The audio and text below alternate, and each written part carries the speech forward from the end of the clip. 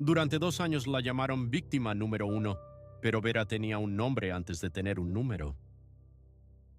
Entre 1995 y 1998, 8 mujeres desaparecieron de las calles de Springfield, Massachusetts. 8 mujeres cuya desaparición apenas fue noticia. 8 mujeres cuya ausencia fue notada primero por sus hijos, que esperaban a madres que nunca regresaron a casa. La gente se preguntaba por qué tardaron tanto en atraparlo. La verdad es que él eligió víctimas de las que la sociedad ya se había apartado, porque la muerte de una adicta no encabeza las noticias de la noche, porque algunos asesinatos importan más que otros hasta que dejan de hacerlo. Esta no es solo la historia de un asesino, es la historia de 8 mujeres que vivieron y murieron en las sombras de América, de una ciudad que les falló, de familias que se negaron a dejarlas en el olvido. Es sobre lo que sucede cuando la sociedad decide que algunas vidas importan menos que otras, y sobre lo que ocurre cuando esas vidas se niegan a desaparecer. A mediados de la década de 1990, Springfield era una ciudad en crisis. Los empleos en manufactura habían desaparecido, el crack había llegado, las tasas de pobreza se dispararon y en las sombras de esta ciudad en apuros, las mujeres estaban desapareciendo. No todas a la vez, sino una por una, en un patrón demasiado sutil para ser reconocido hasta que fue demasiado tarde. Era una historia de 2 ciudades, una celebrada en los folletos turísticos, otra susurrada en los informes policiales. Fue en este segundo Springfield donde Alfred Daynor encontró su terreno de caza.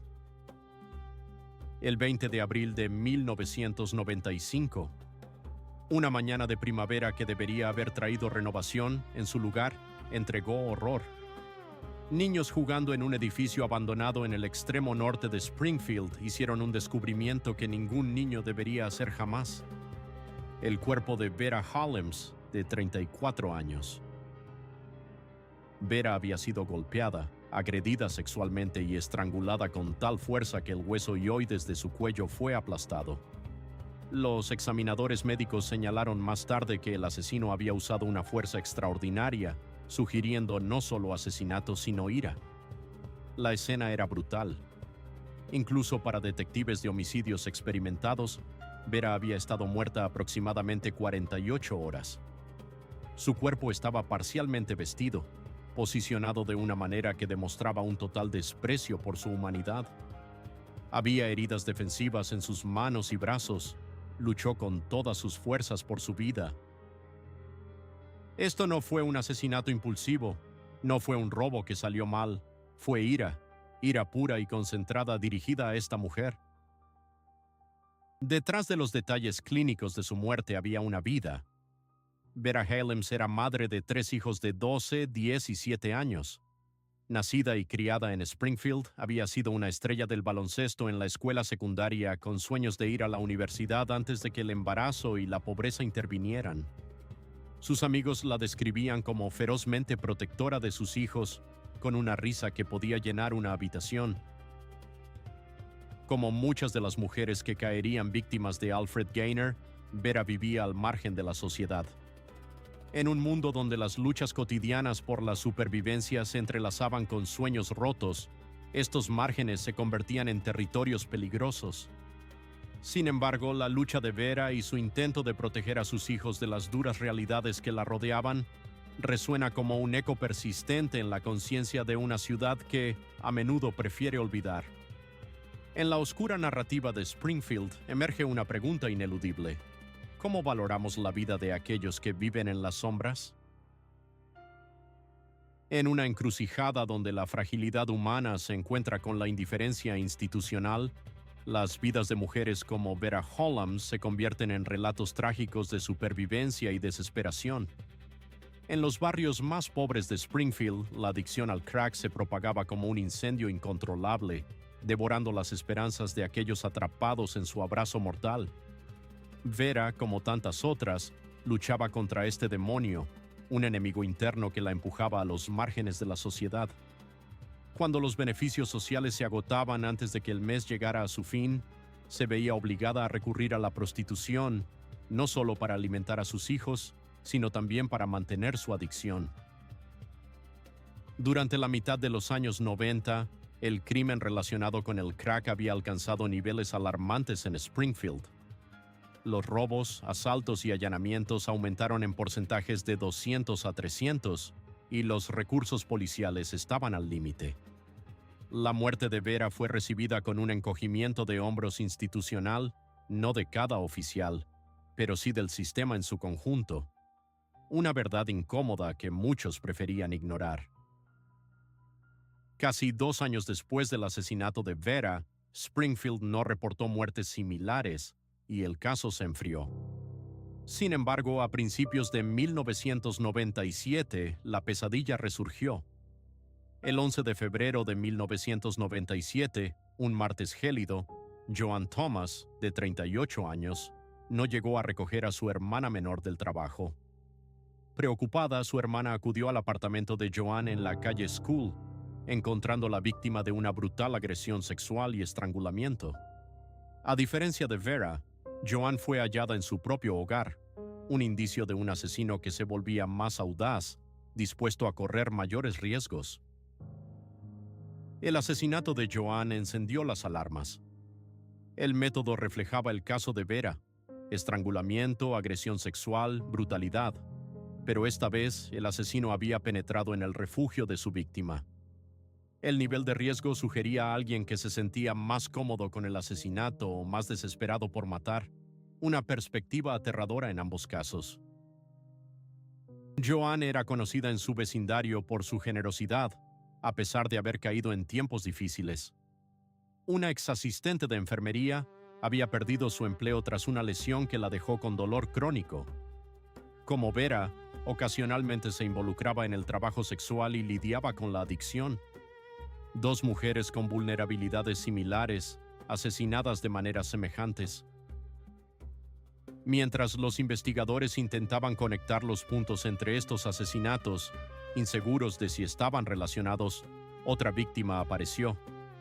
El 15 de junio de 1997, un domingo por la mañana, un hombre sin hogar buscando refugio descubrió el cuerpo de Loretta Daniels, de 38 años, estrangulada en otro edificio abandonado en el extremo norte de Springfield. El patrón se hacía cada vez más claro y aterrador. Para el verano de 1997, 3 mujeres habían sido asesinadas con la misma firma: estrangulamiento manual, agresión sexual y perfiles de víctimas similares. Estábamos frente a un depredador en serie, pero la evidencia era frustrantemente limitada. Estos no eran crímenes de oportunidad, eran calculados, meticulosamente planificados. Cada vida truncada revelaba un sistema que fallaba en proteger a sus ciudadanos más vulnerables. En los rincones oscuros de Springfield, el eco de estas tragedias resonaba, recordándonos que la verdadera justicia no se mide solo en arrestos, sino en la capacidad de una sociedad para cuidar a los suyos antes de que sea demasiado tarde. El asesino era meticuloso, no dejaba huellas dactilares.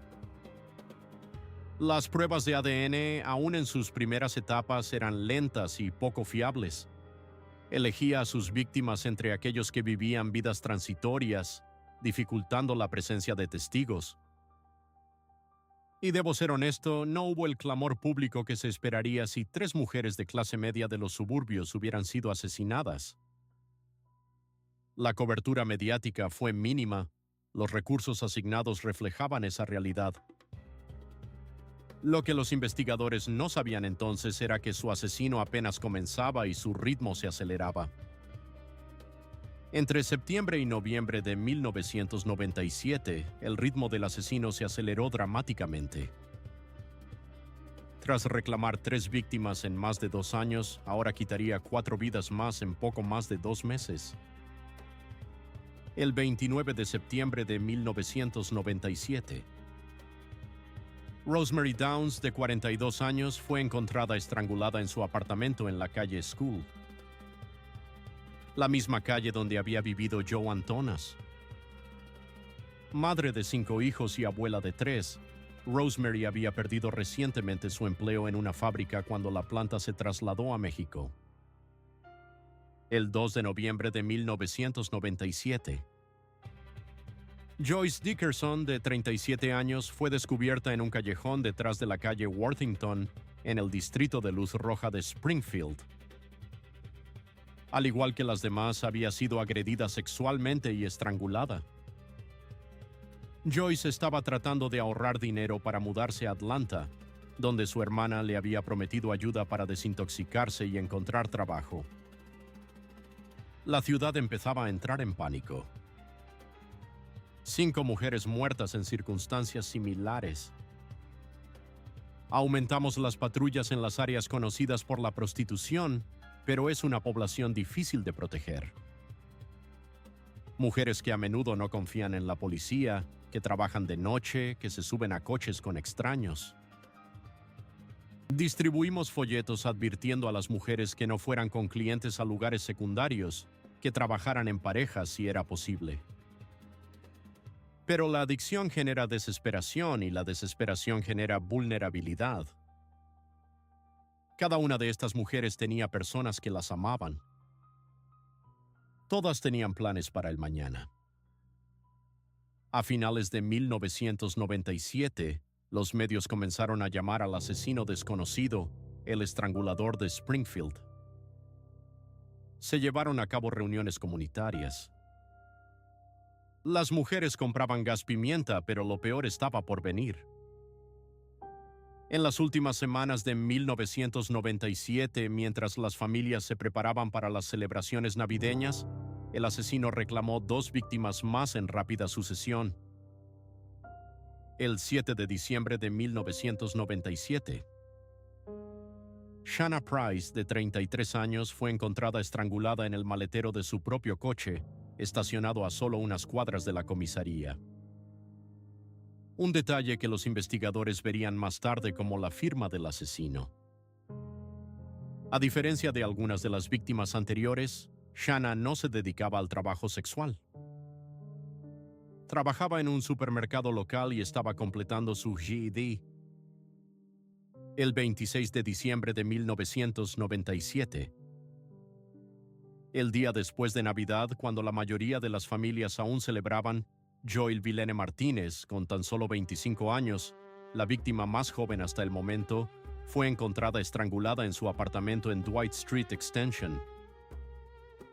En este oscuro capítulo de la historia, la luz de la esperanza y la justicia parecía apenas un parpadeo en la distancia. En un mundo donde la vulnerabilidad puede ser explotada tan despiadadamente, la memoria de estas mujeres exige que no olvidemos su humanidad, que no dejemos de buscar respuestas y que por encima de todo, sigamos luchando por un mañana más seguro para todos. Dejó atrás a una hija de 4 años que, por fortuna, se encontraba con sus abuelos durante las vacaciones, una circunstancia que probablemente salvó la vida de la niña. Joyce Vilene trabajaba como asistente de salud a domicilio mientras asistía a clases en un colegio comunitario. Sus amigos la describían como una madre devota que cantaba en el coro de su iglesia y soñaba con convertirse en enfermera registrada. 7 mujeres en menos de 3 años, la mayoría asesinadas en los últimos 10 meses de 1997. Teníamos un grupo de trabajo operando sin descanso. Se convocaron a perfiladores del FBI, pero siempre estábamos un paso atrás. El asesino parecía conocer los patrones policiales, sabía cómo y cuándo actuar para evitar testigos. Esto sugería a alguien con conocimiento de los procedimientos de las fuerzas del orden o alguien que nos observaba tan atentamente como nosotros intentábamos vigilarlo a él. Durante 6 semanas después del asesinato de Joyce Vilene Martínez, los homicidios se detuvieron. La policía incrementó su presencia en los barrios vulnerables. Las mujeres en Springfield viajaban en grupos, llevaban armas para protegerse y evitaban estar solas. Las organizaciones comunitarias abrieron refugios de emergencia específicamente para mujeres que se sentían inseguras en sus hogares. La ciudad existía en un estado de terrible suspense, esperando el próximo golpe. Este periodo de calma era preocupante en sí mismo. En muchos casos de asesinatos en serie, estas pausas pueden indicar varias posibilidades. El asesino podría haber sido encarcelado por un crimen no relacionado. Tal vez se trasladó temporalmente a otro lugar. O podría estar tomándose tiempo para revivir sus crímenes anteriores, planeando su próximo movimiento con mayor cuidado. Cuanto más duraba la pausa, paradójicamente más temíamos lo que podría venir. El 11 de febrero de 1998, un año exacto después del asesinato de Joan Thomas, una coincidencia demasiado precisa para ignorar. Yvette Taurus, de 33 años, fue encontrada estrangulada en su apartamento en la calle Franklin. Al igual que las demás, había sido agredida sexualmente antes de morir. Sin embargo, a diferencia de las otras víctimas, su cuerpo había sido dispuesto de manera deliberadamente degradante, sugiriendo que la confianza y la depravación del asesino estaban creciendo. La fecha no podía ser una coincidencia. Parecía que nuestro asesino estaba enviando un mensaje, posiblemente conmemorando su asesinato anterior de Joan Thomas. Esto sugería un nivel de planificación, de conciencia sobre su propia línea de tiempo que resultaba perturbador. Los asesinos en serie a menudo operan según su propio calendario interno, su propia mitología. Este claramente se estaba volviendo más organizado, más deliberado. Pero a diferencia de las escenas del crimen anteriores, el apartamento de Yvette Taurus proporcionó algo que los investigadores habían estado buscando desesperadamente: evidencia física sustancial. El asesino había pasado tiempo en el apartamento de Taurus, había comido, bebido cerveza, fumado cigarrillos, se había sentido cómodo, y esa comodidad fue su primer error. En un mundo donde la oscuridad se esconde a plena vista, cada pista, cada fragmento de evidencia, es una luz que guía a la justicia. En la búsqueda de la verdad, el tiempo es a la vez un enemigo y un aliado, recordándonos que incluso en la incertidumbre, la esperanza de resolución permanece. Dejó sus huellas dactilares en una botella de cerveza en la puerta del refrigerador. Dejó evidencia de ADN, no solo del asalto sexual esta vez, sino también de la saliva en una colilla de cigarrillo, de la comida que había consumido. Por primera vez teníamos algo tangible con lo que trabajar, algo que podría darle un nombre a este monstruo. La evidencia de ADN y huellas dactilares del apartamento de Yvette Taurus fue procesada de inmediato. Sin embargo, en 1998, la comparación de ADN era un proceso relativamente lento y los resultados no estarían disponibles de inmediato. Mientras tanto, los detectives recorrieron extensamente el vecindario de Taurus. Puerta a puerta, con un renovado sentido de urgencia, su persistencia rindió frutos de una manera inesperada.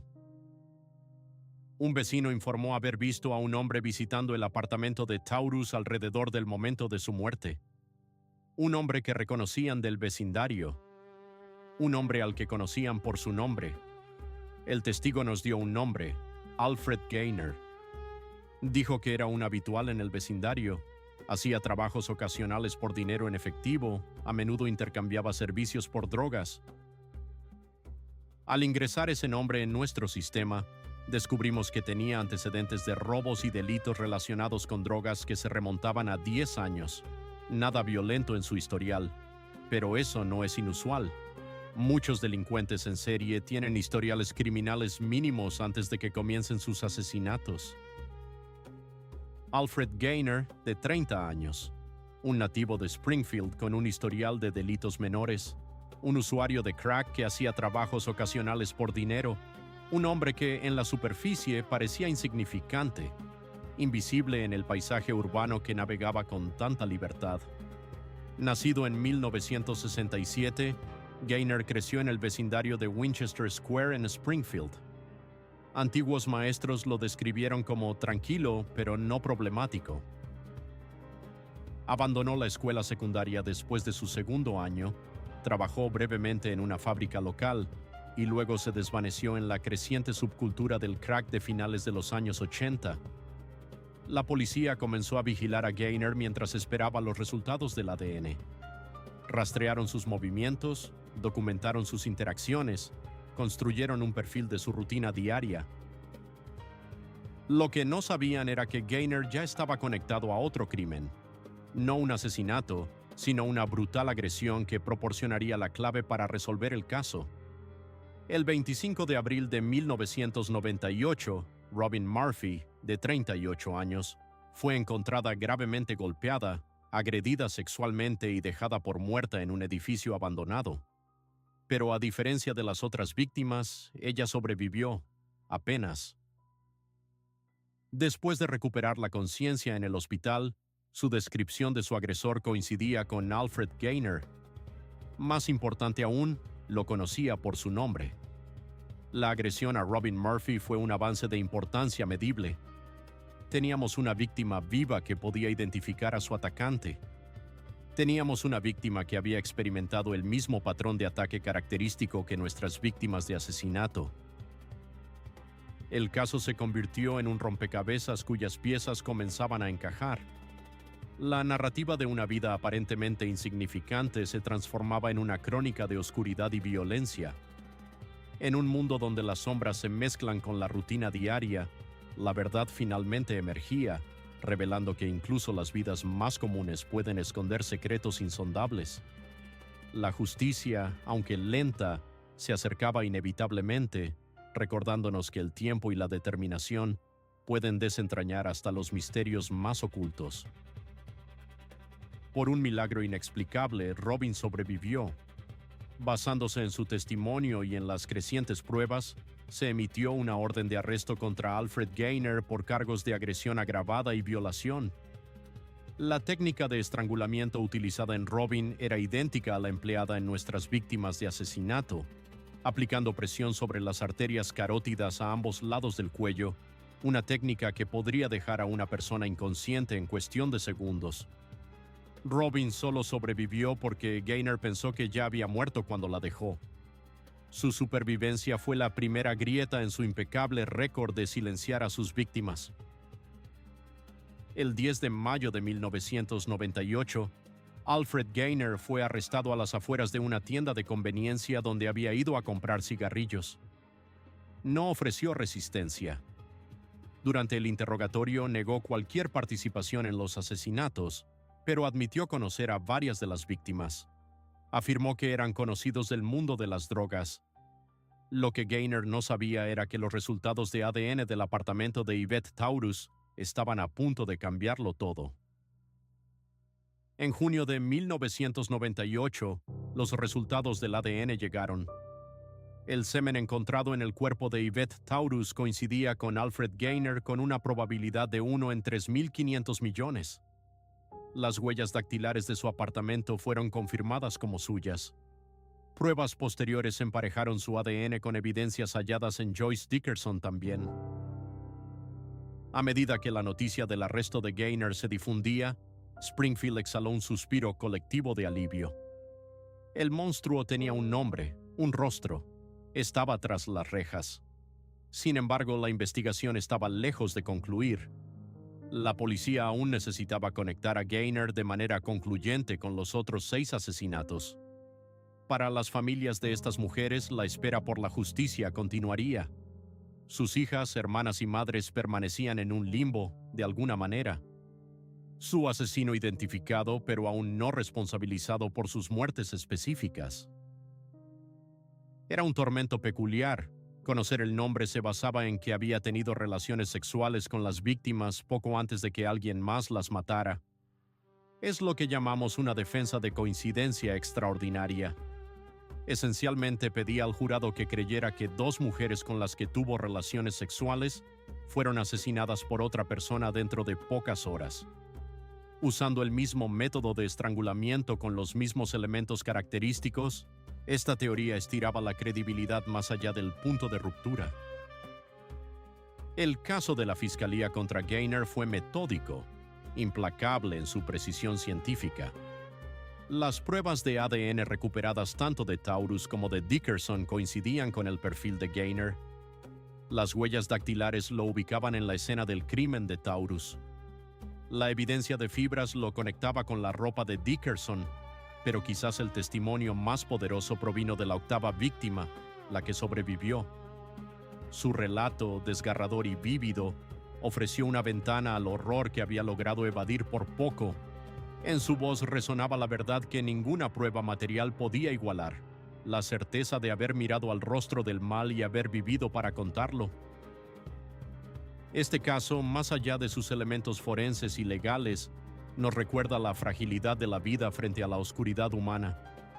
Nos confronta con el abismo que puede existir en el corazón de un individuo y la inquebrantable determinación de aquellos que buscan justicia. En cada paso hacia la verdad se revela la capacidad del ser humano para resistir, para encontrar luz incluso en las sombras más profundas. El testimonio de Robin Murphy silenció la sala del tribunal. Durante 40 minutos relató su ataque con un detalle implacable. Describió cómo Gaynor la había estrangulado hasta dejarla inconsciente, la había agredido sexualmente y la había dejado por muerta. Mientras hablaba, la impasible actitud de Gaynor se quebró brevemente. Se movió en su asiento evitando el contacto visual. Testificar fue lo más difícil que he hecho, más difícil que sobrevivir al ataque, estar en la misma sala con él, sentir sus ojos sobre mí. Pero seguía pensando en las mujeres que no lo lograron. Estaba hablando por ellas también. Cuando lo identifiqué en el tribunal, lo miré directamente. Quería que supiera que lo veía, realmente lo veía. No como el monstruo que intentó ser, sino como la cosa patética y rota que realmente era. Sentada en esa sala día tras día, escuchando lo que hizo, fue una tortura. Pero teníamos que estar allí. Cada familia asistió. No importaba si nuestros seres queridos formaban parte de este juicio específico o no. Éramos una familia ahora, unida por esta terrible cosa. Llevábamos sus fotos, las manteníamos visibles. Queríamos que el jurado viera sus rostros, que recordaran que eran personas, no solo víctimas. Después de un juicio de 2 semanas y solo 6 horas de deliberación, el jurado regresó con su veredicto. El 2 de noviembre de 1999, Alfred Gaynor fue declarado culpable de los asesinatos en primer grado de Joyce Dickerson y Yvette Taurus. El juez lo sentenció a 2 cadenas perpetuas consecutivas, sin posibilidad de libertad condicional. Pero para las familias de las otras 6 víctimas, la búsqueda de justicia permanecía incompleta. Tras la condena, enfrentamos una decisión difícil. Teníamos evidencia de ADN que vinculaba a Gaynor con 2 víctimas más, Rosemary Downs y Joy Valem Martínez. Podíamos proceder con esos juicios, pero la ciencia aún estaba desarrollándose para los casos más antiguos y nos preocupaba el impacto emocional que los juicios adicionales tendrían sobre las familias. Gaynor ya estaba cumpliendo 2 cadenas perpetuas sin libertad condicional. La pregunta era, ¿qué lograrían los juicios adicionales? Para los investigadores nunca se trató de la sentencia. Ya lo teníamos encerrado de por vida. Se trataba de reconocimiento, que los registros mostraran que él mató a estas mujeres, que admitiera lo que hizo, dando a las familias ese cierre. Estas mujeres merecen que sus asesinatos se resuelvan oficialmente, no solo presuntamente. Durante casi 10 años después de su condena, Alfred Gaynor mantuvo su inocencia en los 8 asesinatos, a pesar de las crecientes pruebas de ADN. Pero en 2008, un desarrollo inesperado finalmente traería cierre a las familias restantes. En 1996, Paul Fickling había sido condenado por los asesinatos en 1996 de su novia, Amy Smith, y su hija de 22 meses, Destiny Smith. Así, en un mundo donde la justicia a menudo se mide en términos de castigo, el verdadero desafío radica en el reconocimiento y la verdad. Las sombras de la injusticia pueden persistir, pero el compromiso de buscar la verdad ofrece una luz que, aunque tenue, nunca se extingue. Amy había sido estrangulada, de manera similar a las víctimas de Gaynor. El pequeño murió de inanición y deshidratación tras ser abandonado junto al cuerpo de su madre. En el año 2008, Gaynor afirmó que él, y no su sobrino, había asesinado a Amy Smith. Para demostrar su credibilidad y asegurar un nuevo juicio para Fickling, Gaynor accedió a confesar todos los asesinatos sin resolver de Springfield. Ya fuera motivado por lealtad familiar o por un deseo de notoriedad, Gaynor finalmente admitió lo que los investigadores habían sabido durante años. Sus confesiones fueron detalladas, gráficas y consistentes, con evidencias que no se habían hecho públicas. Describió elementos de los crímenes que solo el asesino conocería. No había duda de que estaba diciendo la verdad, al menos sobre estos asesinatos. Sin embargo, si decía la verdad sobre el caso de su sobrino, seguía siendo más cuestionable. En sus confesiones, Gaynor reveló que la mayoría de los asesinatos seguían un patrón similar. Ofrecía a sus víctimas crack, se unía a ellas para drogarse y luego atacaba cuando estaban vulnerables. La estrangulación que admitía no era solo un medio para matar, sino una fuente de placer. No expresó remordimiento por las vidas que había arrebatado. En 2010, basado en la confesión de Gaynor, Paul Fickling obtuvo un nuevo juicio y finalmente se declaró culpable de homicidio involuntario, recibiendo una sentencia de 19 a 20 años. Gaynor se declaró formalmente culpable de los 6 asesinatos restantes que había negado anteriormente, recibiendo sentencias adicionales de cadena perpetua. La saga legal que había comenzado 15 años antes finalmente llegó a su conclusión. Hoy, Alfred Gaynor permanece encarcelado en MCIC Junction, cumpliendo múltiples cadenas perpetuas sin posibilidad de libertad condicional. Ahora, en sus 50 años, se ha convertido en lo que muchos asesinos en serie eventualmente se convierten: una nota al pie de página, un caso de estudio, olvidado en gran medida, excepto por aquellos cuyas vidas destrozó. Springfield ha cambiado en las décadas transcurridas desde los crímenes de Gaynor. Algunos vecindarios se han gentrificado, otros continúan luchando con los mismos problemas de pobreza, adicción y violencia que crearon las condiciones en las que Gaynor operaba.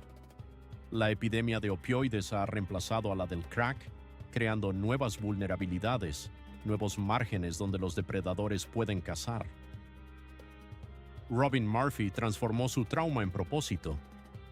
Durante más de 20 años ha abogado por mejores recursos para mujeres que luchan contra la adicción, por mejores protocolos policiales al tratar con trabajadoras sexuales, por la dignidad de los más vulnerables de la sociedad. Vera Holmes, Joe Antamis, Loretta Daniels, Rosemary Downs, Joyce Dickerson, Shanna Price, Joy Villen Martínez, Yvette Torres, 8 mujeres cuyas vidas fueron truncadas por la furia de un hombre, 8 familias alteradas para siempre, 8 historias que merecen ser contadas. En medio de la oscuridad de estos eventos, una reflexión emerge.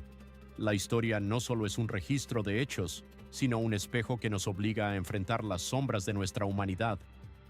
En el tejido de tragedias y redenciones se teje la compleja narrativa de la sociedad, recordándonos que las cicatrices del pasado deben servir como lecciones para el futuro. La historia del estrangulador de Springfield no se centra únicamente en la capacidad de un hombre para el mal. Es un relato que expone cómo una ciudad no logró proteger a sus ciudadanos más vulnerables hasta que ya era demasiado tarde. Es un relato sobre cómo la pobreza y la adicción crean campos fértiles para los depredadores, sobre cómo algunas vidas se consideran más valiosas que otras, hasta que la muerte hace que ese cálculo resulte obsceno. Sin embargo, también es una historia de transformación. Tras el arresto de Gaynor, Springfield implementó nuevos protocolos para el tratamiento de crímenes seriales potenciales, mejoró el alcance hacia las comunidades vulnerables y creó unidades especiales para la intervención en adicciones.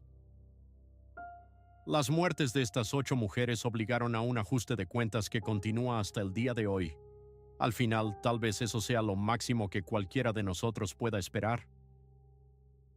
Que nuestras vidas e incluso nuestras muertes puedan inspirar un cambio que ayude a otros.